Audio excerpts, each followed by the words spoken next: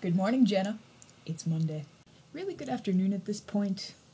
I don't like waking up. Happy birthday to our weird and wonderful and totally original vlog channel. I was planning on making this video like really nice with After Effects and like special royalty-free background music and text and image overlays and annotations, and then I realized two things. One, I don't have time. Two, why set the bar so high with the first video? Because this is most likely the most time I'm going to have for the next 4 months. The rest of my vlogs will most likely be videotaped in my car while I'm commuting, stuck in traffic. But on a different note, hopefully the sound quality will be better because I ordered like a lapel mic off of Amazon, and I'll have better editing software, to be quite honest. Today's video, like the upcoming Avengers Infinity Wars, comes to you in 2 parts. Part 1, looking back at 2015 to figure out... Hey, let me see your phone for a second. Okay. Time's up. That's 1 second. That's not what I meant. That's what I meant. What?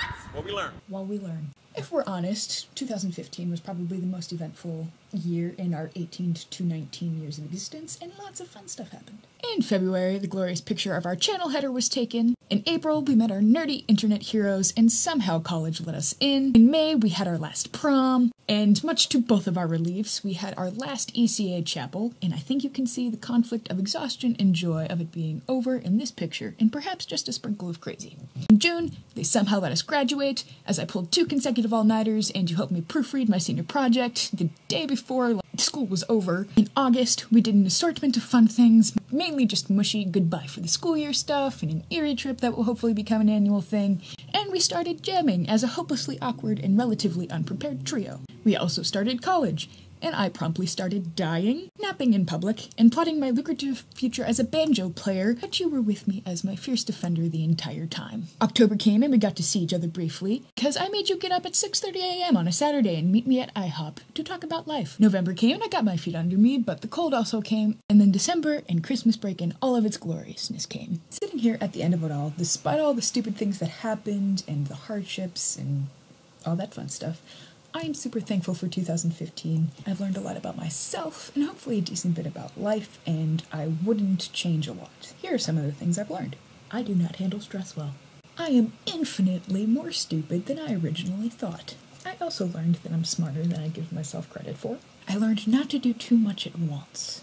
I learned that when you take care of yourself physically and mentally, your product is 1,000 times better no matter what you're doing. I learned that I can unsteep tea while driving 60 miles per hour and not spill a drop. I learned that finals really suck, and the next time I lock myself in a library for 3 days, to bring a ukulele as a survival technique. Like I said before, there's not much I would really change about 2015 or this past semester. I love Pitt and the friends I've made, and all the lessons that I learned were good and valuable. Part 2, looking ahead. I have this thing called My Impossible List, and I can have another video that goes into it in depth, but in brief, here's what I'm looking forward to in 2016, in particular this next semester. Working out more. I'm planning on getting involved in some engineering organization, at least a little bit more.